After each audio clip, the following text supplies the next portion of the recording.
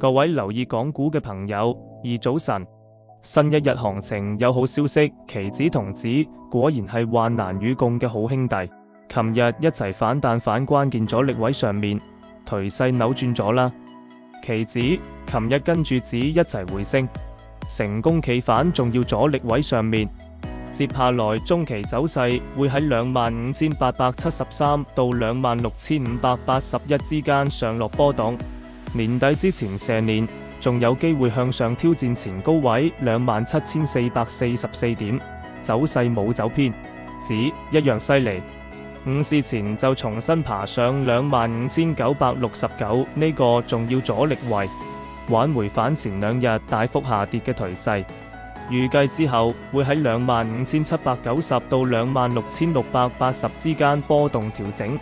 蛇年結束之前，挑戰前高位27,381點嘅目標始終冇變。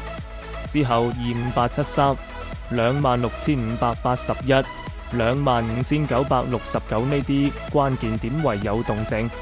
CK 老師會喺直播入面及時同步更新。祝大家今日捉準反彈節奏，交易順利。